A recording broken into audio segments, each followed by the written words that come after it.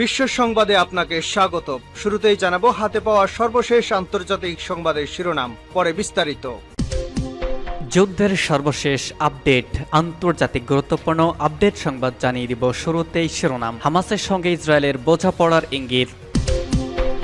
এরপর জানাবো ইসরায়েলে হামলার বাহানা খুঁজছে ইরান, যে কোনো মুহূর্তে থরথর করে কেঁপে উঠবে ইহুদিবাদী রাষ্ট্রটি। এরপর জানাবো বাইডেন ট্রাম্পের ওপর আমেরিকার অর্ধেকেরও বেশি নাগরিকদের আস্থা নেই।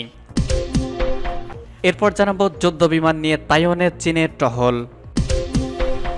এবং সর্বশেষ জানিয়ে দিব পরাজয় মেনে নিয়ে দায় নিলেন ঋষি সুনাক, বললেন সরি, অনেক কিছু শেখার আছে। হামাসের সঙ্গে ইসরায়েলের বোঝাপড়ার ইঙ্গিত। ইসরায়েল ও হামাসের মধ্যে পণবন্দীদের মুক্তির লক্ষ্যে বোঝাপড়ার ইঙ্গিত দিয়েছেন নাম প্রকাশে অনিচ্ছুক এক মার্কিন কর্মকর্তা। 2023 সালের 7 অক্টোবর হামাসের ব্যাপক হত্যা লীলায় 1195 জন নিহত হয়েছিল। এছাড়া 251 জন মানুষকে পণবন্দী হিসেবে তারা গাজায় নিয়ে গিয়েছিল। তারপর থেকে ইসরায়েল গাজায় সামরিক অভিযান চালিয়ে যাচ্ছে। তার ফলে এখনো পর্যন্ত কমপক্ষে 38,011 জন প্রাণ হারিয়েছেন। খবর ডয়েচে ভেলের। বলা হয়েছে পণবন্দীকে ফিরিয়ে আনা সম্ভব হয়েছে, অনেকে বন্দী দশায় প্রাণ হারিয়েছে। এখন 116 জন গাজায় আটক রয়েছে বলে ধারণা করা হয়, যদিও তাদের মধ্যে সবাই জীবিত কিনা সে বিষয়ে সন্দেহ রয়েছে।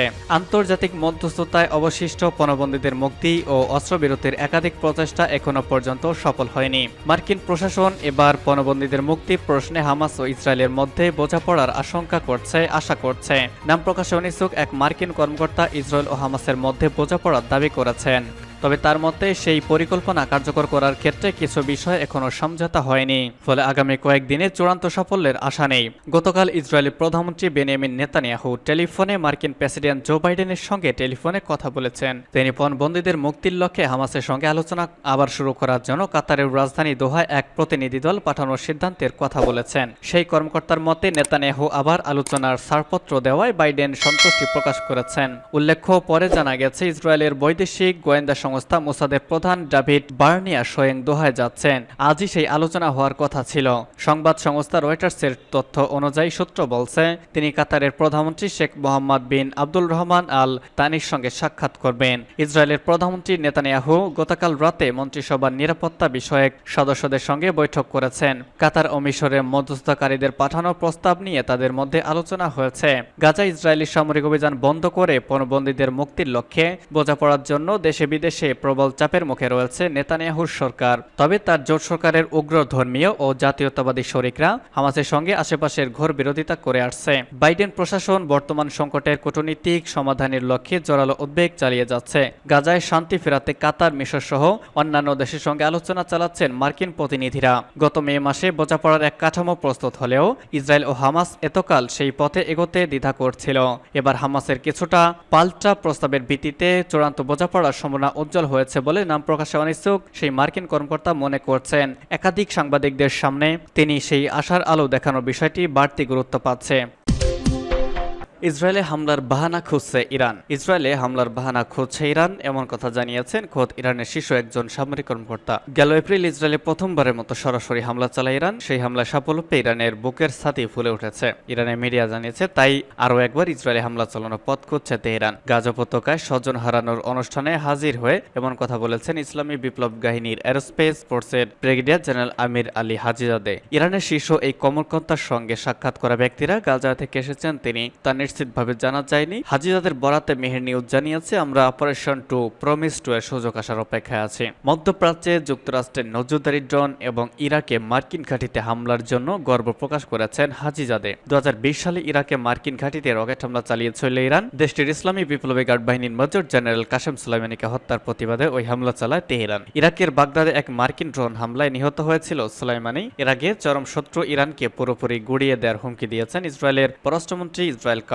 সামাজিক যোগাযোগ মাধ্যমে এক্সে এক পোস্টে কার্ডস লিখেছেন, যারা ধ্বংসের হুমকি দেয় তারা ধ্বংস হয়ে যাওয়াটা তাদের জন্য প্রযোজ্য। লেবাননের প্রতিরোধ যোদ্ধারা যদি ইসরায়েলে হামলা চালানো বন্ধ না করে এবং সীমান্ত থেকে সরে না যায় তাহলে তাদের বিরুদ্ধে পূর্ণ শক্তি প্রয়োগের হুমকি দিয়েছেন ইসরায়েলি পররাষ্ট্রমন্ত্রী। জাতিসংঘে ইরানের মিশন শুক্রবার জানিয়েছে, ইসরায়েল যদি লেবাননে পূর্ণমাত্রা সামরিক আগ্রাসন শুরু করে তাহলে মাটির সঙ্গে মিশিয়ে দেয় এক যুদ্ধ হবে। নিজেদের এক্স হ্যান্ডেল থেকে পোস্ট করে এক বার্তায় আরও জানায়, যদি এমন পরিস্থিতি হয় তাহলে সব প্রতিরোধ ফ্রন্টে জড়িয়ে পড়া করার মতো অপশন বিবেচনাধীন আছে ইরানের এমন মন্তব্যের পরে ইসরায়েলি পররাষ্ট্রমন্ত্রী এই প্রতিক্রিয়া দেখান। সিরিয়ার রাজধানী দামেস্ক ইসরায়েলি বিমান হামলায় ইসলামী বিপ্লবী গার্ডের বেশ কয়েকজন সিনিয়র কর্মকর্তা নিহত হনের জবাবে গেল 14 এপ্রিল কয়েকশো মিসাইল দিয়ে ইসরায়েলে হামলা চালায় ইরান। এমন নজিবিন হামলায় হসকচিয়ে যায় ইসরায়েল। সেই হামলা ঠেকাতে ইসরায়েলের পাশে এসে দাঁড়ায় যুক্তরাষ্ট্র, এমনকি জর্ডানও ইসরায়েলকে সাহায্যে এগিয়ে যায়। তবে লেবাননের প্রতিরোধ যোদ্ধাদের সঙ্গে ইসরায়েলের যুদ্ধের সম্ভাবনা ইরানকে টেনে নিতে পারে। বাইডেন ট্রাম্পের ওপর আমেরিকার অর্ধেকের বেশি নাগরিকদের আস্থা নেই। অর্ধেকেরও বেশি আমেরিকান বিশ্বাস করেন জো বাইডেন এবং ডোনাল্ড ট্রাম্পের প্রেসিডেন্ট হওয়ার প্রয়োজনীয় গুণাবলীর অভাব রয়েছে।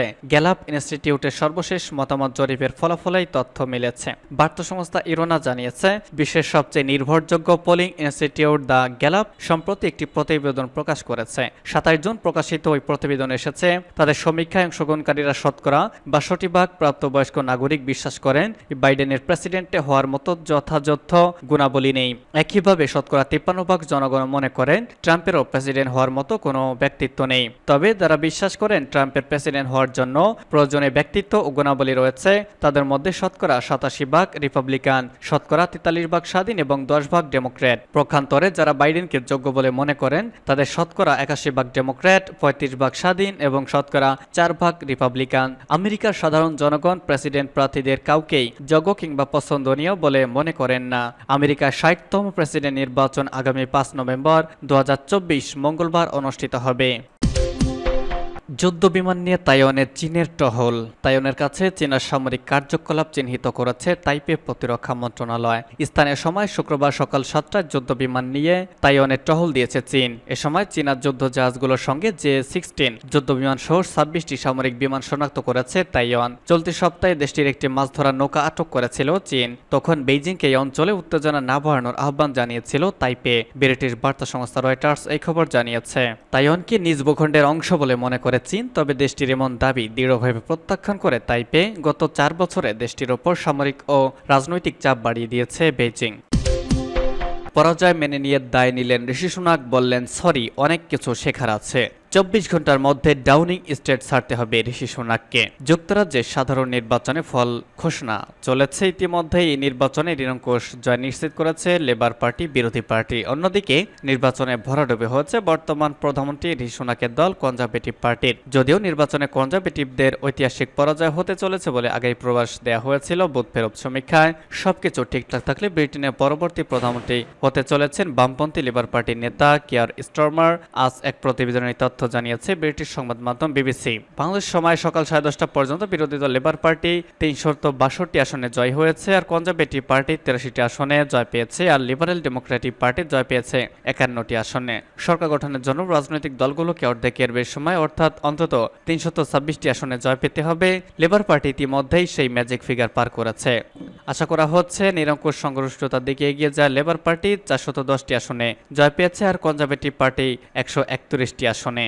এদিকে পরাজয় মেনে নিয়ে দায় নিলেন ঋষি সুনাক, বললেন সরি, অনেক কিছু শেখার আছে। হতাশাজনক এই ফলাফলের পরই পরাজয় স্বীকার করে নিয়েছেন ঋষি সুনাক। তিনি এই ফলাফলে দুঃখ প্রকাশ করে দায় নিজের কাঁধে তুলে নিয়েছেন। একই সঙ্গে অনেক কিছু শেখার আছে বলে মন্তব্য করেছেন বিদায় এই ব্রিটিশ প্রধানমন্ত্রী। মূলত যুক্তরাজ্যের সাধারণ নির্বাচনে ফল ঘোষণা এখনো পূর্ণাঙ্গ ফলাফলের আগেই জয় নিশ্চিত করেছে লেবার পার্টি। বাংলাদেশ সময় বেলা 11:30 পর্যন্ত বিরোধী দল লেবার পার্টি 395 আসনে জয়ী হয়েছে, আর কনজারভেটিভ পার্টি 104টি আসনে জয়ী হয়েছে, আর ডেমোক্রেটিক লিবারেল পার্টি পেয়েছে 65টি আসন। অবশ্য নির্বাচনে কনজারভেটিভদের ঐতিহাসিক জয় পরাজয় হয়ে গিয়েছে। তিনি বলেন, আজ সব পক্ষের শুভেচ্ছা সহ শান্তিপূর্ণ এবং সুশৃঙ্খলভাবে ক্ষমতার রদবদল হলো। এটি এমন কিছু হবে যা আমাদের দেশের স্থিতিশীলতা এবং ভবিষ্যতের প্রতি আমাদের সকলকে আস্থা এনে দিবে। ঋষি সুনাক আরও বলেন, ব্রিটিশ জনগণ আজ রাতে গুরুত্বপূর্ণ রায় দিয়েছে। এখান থেকে অনেক কিছু শেখার আছে এবং আমি সেই ক্ষতিকর বা ক্ষতি দায় নিচ্ছি। তার ভাষায়, নিজেদের অক্লান্ত প্রচেষ্টা, স্থানীয় রেকর্ড ভালো থাকা সত্ত্বেও অনেক ভালো কঠোর পরিশ্রমী কনজারভেটিভ পার্টি প্রার্থীদের যারা আজ পরাজিত হয়েছেন তাদের কাছে আমি দুঃখিত। 24 ঘন্টার মধ্যে ডাউনিং স্টেট ছাড়তে হবে ঋষি সুনাককে। যুক্তরাজ্যের নিয়ম অনুযায়ী নির্বাচনে ফলাফল প্রকাশের পরপরই পরবর্তী সরকার গঠন প্রক্রিয়ার ক্ষেত্রে খুব কম সময় নির্ধারিত। বিবিসির এক প্রতিবেদনে প্রতিবেদনে বলা হয়েছে বর্তমান প্রধানমন্ত্রী ঋষি সুনাককে 24 ঘন্টার মধ্যেই 10 নম্বর ডাউনিং স্ট্রিট ছাড়তে হবে। তবে একটি প্রক্রিয়ার মাধ্যমে ক্ষমতা ছাড়তে হবে। কনজারভেটিভ এই দলের নেতাকে প্রথমে রাজার কাছে পদত্যাগপত্র জমা দিতে হবে ঋষি সুনাককে। এরপর রাজা স্টরমারকে সরকার গঠনের জন্য আহ্বান জানাবেন। সবশেষ প্রকাশিত ফলাফল অনুযায়ী liberal Democratic party, conservative party এবং লেবার পার্টির মধ্যে জয়ী হয়েছে লেবার পার্টি। যুক্তরাজ্যের পার্লামেন্টের মোট 650টি আসনের মধ্যে সরকার গঠনের জন্য কোনো দলকে এককভাবে পেতে হবে 326টি আসন, কিন্তু তা ইতিমধ্যেই লেবার পার্টি পেয়ে গিয়েছে।